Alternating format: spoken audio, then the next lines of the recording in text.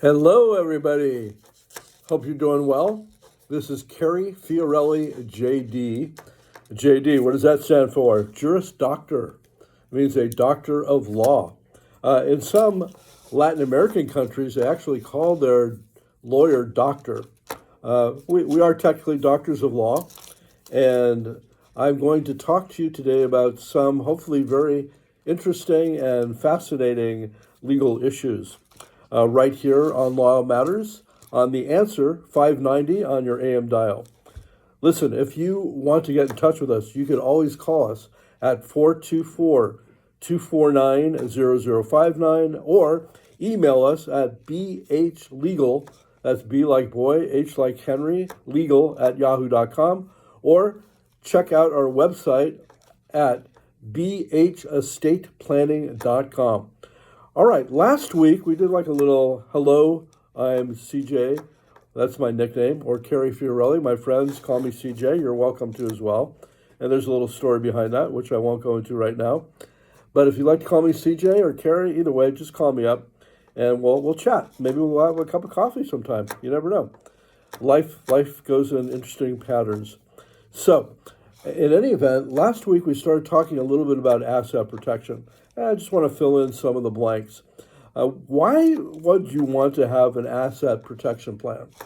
Well, first of all, you should have assets, right? I mean, if you don't have any money in the bank, and if you don't own a home, if you don't own any property, you don't own any stocks and bonds, do you really need an asset protection plan? No. Now, a lot of businesses, they form an LLC or an S Corp or a family limited partnership to protect their assets. Well, a lot of people say, CJ, why don't I just get some liability insurance?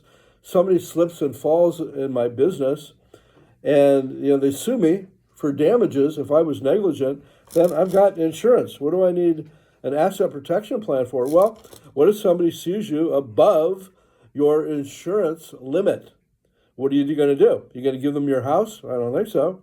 You're going to take out your stocks and bonds and pay them? Why would you do that? So, you may want an LLC, an S Corp, or a C Corp. The LLC is very easy to set up. I think you pay $70 to the Secretary of State. It might be more than that. At least that's what it is right now. And you can do it yourself. Or you can hire someone like me to help you. I've done hundreds of them. An LLC, S Corp, C Corp. You can do this through the Secretary of State website. You can also do a non-profit corporation, a 501c3, if you want to. We'll talk about that. And you might also consider doing an insurance trust. That's a life insurance trust that affords some asset protection as well. Let me talk a little bit about some of the tax differences between the various entities.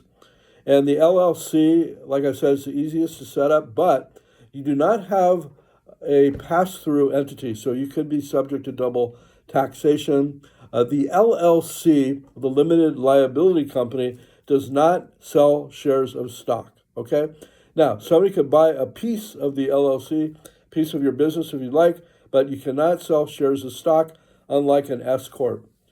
Now, you're going to pay at least $800 per year to keep this LLC intact.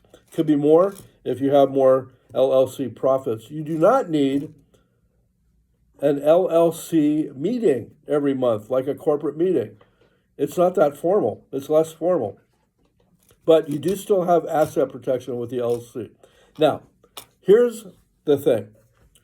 My favorite asset protection plan is something called the Family Limited Partnership.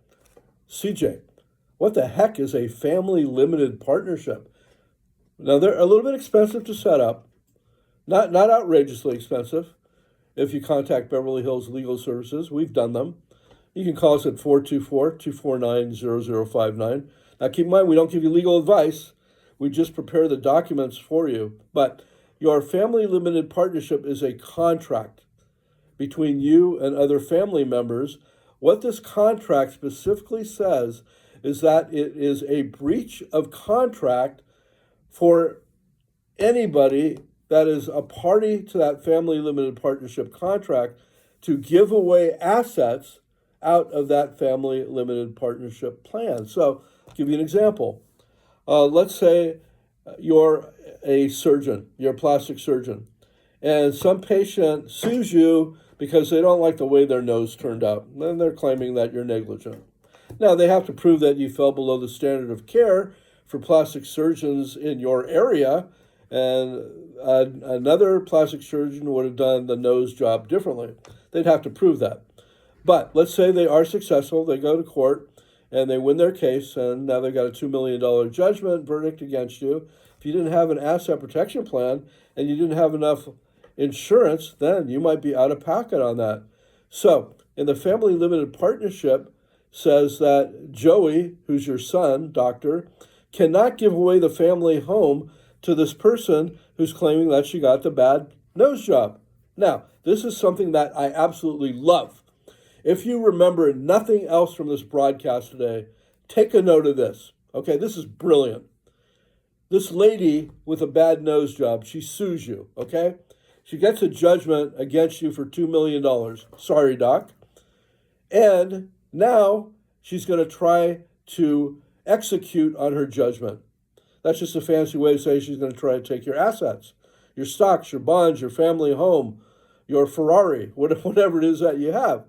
But here's the thing. In a family limited partnership, remember I told you it's a breach of contract for any of the family members to give away your property?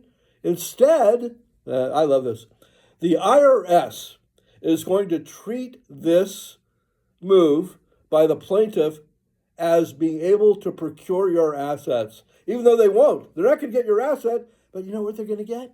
They're going to get a letter from the IRS. Actually, it's more than a letter. It's called a charging order. What does that mean? That means now this plaintiff is going to be taxed, all right? They're going to be taxed on this charging order as if they received your asset. Now, keep in mind, in a garden variety personal injury case, like a rear end collision, and you're just collecting insurance, you are not going to be taxed on your pain and suffering. There may be some other taxable parts of it, like your lost income. But here we have a situation where the plaintiff is now going after your assets. She's trying to take them, but guess what? Johnny's not going to give her the house.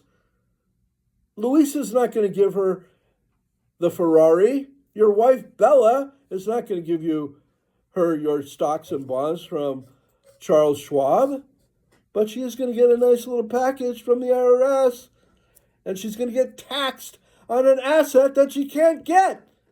Is that brilliant or what? One of the most fascinating asset protection plans out there, the Family Limited Partnership. Absolutely love it. You want more information on the Family Limited Partnership? How to set it up? Give us a call. Beverly Hills Legal Services, 424-249-0059. Or send us an email at bhlegal@yahoo.com. Check out our website, bhesstateplanning.com. B like boy, H like Henry, B like boy, H like Henry, estateplanning.com.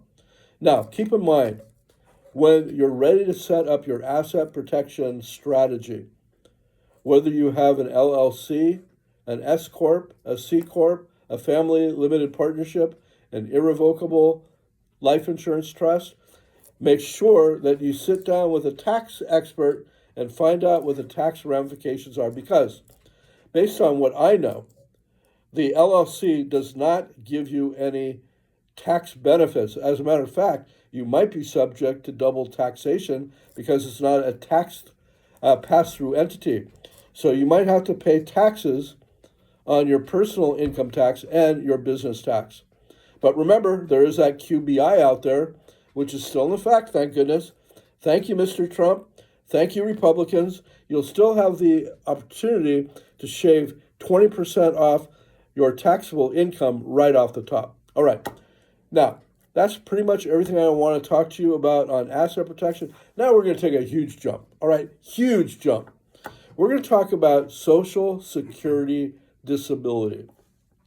Now, this is like the opposite end of the spectrum, right? Because if you are disabled and you can't work, you're probably just struggling to make ends meet. You're not really worried about protecting your assets, are you? Well, maybe. I mean, there are some people that had very good jobs and have assets, and now they're disabled. So, let's just talk about the fundamentals. First of all, you have to file an application with the Social Security Office. This is for SSDI, Social Security Disability Insurance, not SSI. SSI is retirement. When you reach the age of 62, you may be able to take money out of the money you put in to the system through your paychecks while you were working. That's called retirement benefits. Now, SSDI is geared for people that cannot work for at least a year. You have to get a letter from a physician that says you cannot work for at least 1 year because of your disability. And in about a minute, I'm going to guide you through the process. It's a nightmare. It really is. It takes forever to get your benefits unless you have an expedited client.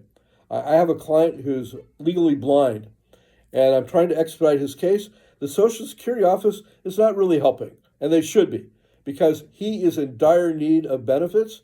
He is in a financially insecure situation. He cannot work. He's legally blind. But the SSA office, even after I went there in person to try to expedite his claim, they're still not giving him any benefits. Anyhow, you're listening to Law Matters. I'm Kerry Fiorelli, right here on 590 The Answer, where we are providing answers. Ironic, isn't it? If you have any questions about SSDI, call us up at 424-249-0059 or visit us by email at bhlegal@yahoo.com. B like boy, H like Henry, legal, bhlegal@yahoo.com. We'll be right back on Law Matters. And cut. Perfect. I'm going to get RJ right now, and we'll record that new ad, and then we'll get the second half as well.